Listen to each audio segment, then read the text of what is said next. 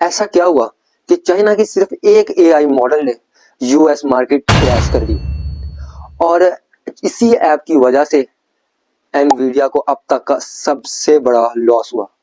जी हाँ, हम बात कर रहे हैं डीप सीक की, जिसने आते साथ ही पूरी दुनिया में तहलका मचा दी।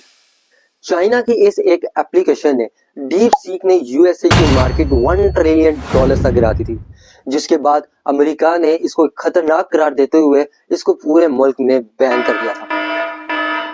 इसका इफेक्ट सिर्फ अमेरिका को नहीं हुआ, बल्कि इसका इफेक्ट एनवीडिया को भी हुआ। एनवीडिया वो कंपनी है जो कि मोस्ट वैल्यूएबल कंपनी होती थी डीप सीक से पहले, लेकिन अब डीप सीक के बाद वो वैल्यूएबल कंपनी नहीं रही। एनवीडिया वो कंपनी है जो चिप्स बनाती है, कंप्यूटर चिप्स बनाती है, जिससे एआई मॉडल्स को ट्रेन किया जाता है और ऑपरेट किया जाता है। इनकी जदीद तरीन ये चिप्स बनाती हैं जिससे अमेरिका अपने एआई मॉडल्स में इस्तेमाल करता है अपने एआई मॉडल्स को ट्रेन और ऑपरेट करने के लिए। लेकिन यहाँ पर मसला यह था कि अमेरिका ये वाली चिप्स चाइना को सेल नहीं करने देता था, क्योंकि अमेरिका को डर था कि अगर ये चिप्स चाइना को सेल कर दी तो चाइना हमसे भी कुछ बेहतरीन एआई मॉडल निकाल देगा, जो कि हमारे लिए खतरनाक साबित हो सकता है।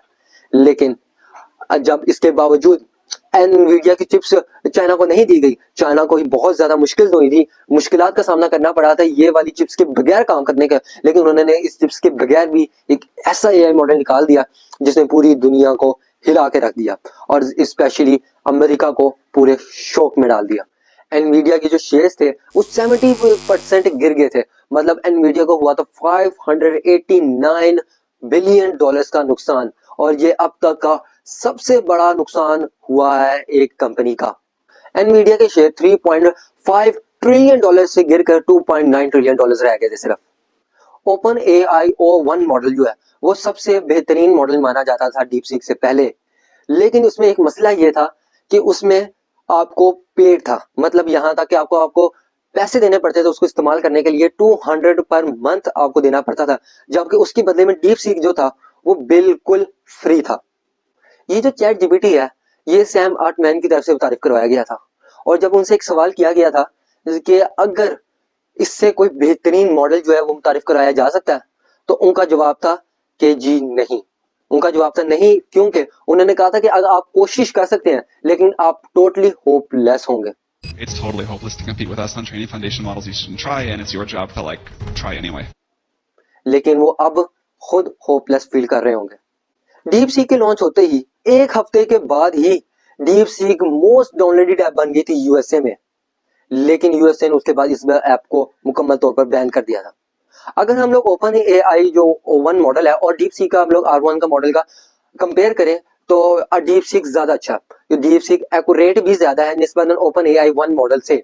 अगर हम लोग इसमें देखें तो आपने चाइना ने लेस पावर, लेस बजट और ओल्ड चिप्स के साथ एक ऐसा एआई मॉडल को तारीफ करवाया जो कि एक बहुत ही जबरदस्त मॉडल था, जबकि दूसरी तरफ हम देखें ओपन एआई मॉडल पर उसके ऊपर बहुत ज्यादा पैसा लगा है, उसके ऊपर बहुत ज्यादा कॉस्ट आई है। चाहे ओपन एआई O1 मॉडल की तकरीबन कॉस्ट आई है $100 मिलियन की, जबकि हम लोग इसका दूसरी तरफ देखें डीप सीक के ऊपर तो उसमें कॉस्ट आई है $5.6 मिलियन की, जो कि उन्होंने बहुत ही कम प्राइस में एक ऐसा एआई मॉडल तारीफ करवाया जो कि तमाम एआई मॉडल से बेहतरीन था और फ्री भी था, सबसे अच्छी बात। और जबकि ओपन एआई 1 मॉडल जो है वो पर मंथ $200 चार्ज कर रहा था, और सिर्फ पर मंथ चार्ज कर रहा था आपको यूज करने के। अगर हम लोग इस डीप सीक R1 मॉडल में थोड़ा सा गौर करें तो ये बनाया गया है लियांग वेनफिंग की तरफ से। आप इनकी शक्ल गौर से देख लें, क्योंकि ये आपको सोशल मीडिया पे बहुत कम दिखाई देंगे, इनकी ज्यादा डिटेल्स भी सोशल मीडिया में मौजूद नहीं है, और ये अपनी लाइफ को ये बहुत ज्यादा पर्सनल रखते हैं। हम लोग देखें तो इन्होंने अपना डीप सीक मॉडल लॉन्च किया।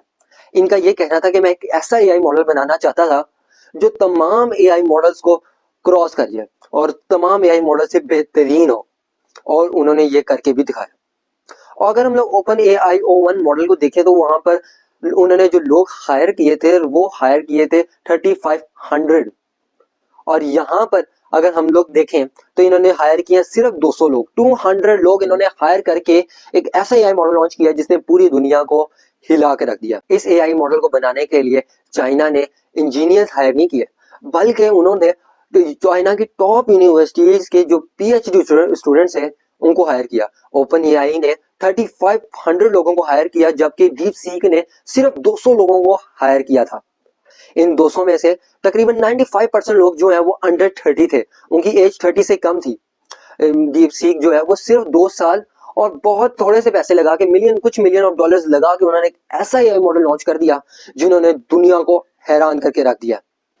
पहला जो एआई मॉडल था वो था चैट जीपीटी 3, जो पब्लिक के लिए लॉन्च किया गया था और वो लॉन्च किया गया था नवंबर 2022 में।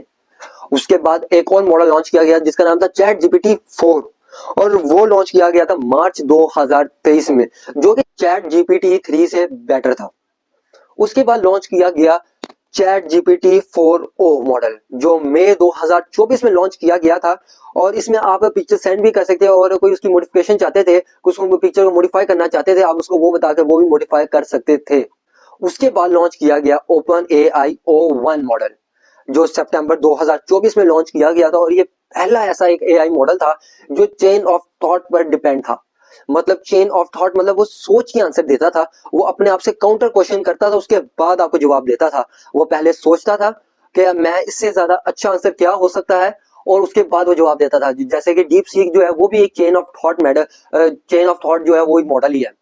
वहां पर भी वो, अगर आप डीप सीक को देखें तो पहले सोचता है, वहां पर थिंकिंग आती है, वो इतनी देर थिंकिंग करता है और थिंकिंग करने के बाद वो उसके बाद एक बेहतरीन आंसर सोच के वो अपने बताता भी है कि मैं क्या सोच रहा हूँ, वो आपको सोच से बताता भी है मैं क्या सोच रहा हूँ। जबकि आप दूसरे मॉडल्स में देखें, चैट जीपीटी 3 में देखें, 4 में देखें, तो वो आपको सोचे बगैर आंसर दे देते हैं जो उनको सही लगता है। लेकिन यहाँ पर चेन ऑफ थॉट मॉडल में ऐसा बिल्कुल भी नहीं है। वो पहले सोचते हैं और यूजर के लिए देखते हैं कि सबसे ज्यादा बेस्ट आंसर कौन सा हो सकता है और वो आंसर वो यूजर को देते हैं। डीप सीक जो है वो आपको खुद भी बताता है और सर्च भी करता है, और मतलब कि यहाँ तक कि वो आपको सोचता भी है खुद भी और सर्च भी करता है वो सोशल मीडिया प्लेटफॉर्म से, और फिर वो आंसर आपको बेस्ट से बेस्ट देता है। आप वहां पर आप अगर उसको किसी किस्म की कोडिंग का भी कहेंगे तो वो आपको कोडिंग भी दे देता है। अगर आप उसको कहें कि मैं इस किस्म की वेबसाइट बनाना चाहता हूँ तो उसकी कोडिंग भी आपको वो प्रोवाइड कर देता है। लेकिन डीप सीक में एक खामी है, वो खामी ये है कि जब आप उससे कोई क्रिटिकल क्वेश्चन करते हैं, कुछ चाइना के मसाले की बात करते हैं या किसी और कोई क्रिटिकल क्वेश्चन करते हैं, तो वो उसका जवाब देता नहीं है, बल्कि कह देता है sorry this server is busy. वो इस किस्म का आपको आंसर देता है और उसका जवाब कुछ भी नहीं होता। मतलब कि उसकी जो बताया गया है, उसको जो ऑपरेट किया गया है, वो ये ट्रेन ही नहीं किया हुआ कि वो इसके जवाब दे। लेकिन अगर आप उसको अमेरिका के बारे में कोई सवाल जवाब करते हैं तो वो उसका आंसर आपको दे देता है। आप इसकी कोडिंग भी ले सकते हैं और इसकी कोडिंग जो है वो इस्तेमाल करके इसके जो रिस्ट्रिक्शंस हैं वो हटा के। लेकिन ऐसा क्या था कि एनवीडिया को ही अब तक का सबसे बड़ा नुकसान उठाना पड़ा था इस डीप सीक R1 मॉडल की वजह से। असल में डीप सीक की वजह से एनवीडिया को लॉस इसलिए हुआ क्योंकि वो अपनी चिप्स चाइना को नहीं सेल कर पा रही थी। चाइना ने बहुत थोड़े पैसे और अपने कम बजट के साथ और ओल्ड चिप्स के साथ एक डीप सीक R1 लॉन्च किया, और जिसकी वजह से ये बड़ा लॉस हुआ एनवीडिया को। और एनवीडिया को इतना बड़ा लॉस हुआ जो कि अब तक की हिस्ट्री में सबसे बड़ा लॉस है किसी कंपनी को एक दिन में।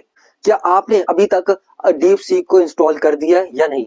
अगर आपने नहीं किया तो जाके इंस्टॉल कर दें, वो बहुत बेनिफिट है। लेकिन अगर इस बारे में आप लोगों की राय कुछ डिफरेंट है तो अपनी राय का जरा कमेंट सेक्शन जरूर कर सकते हैं। बाकी अपना ख्याल रखिएगा, आपसे मिलेंगे अगली वीडियो में। शुक्रिया।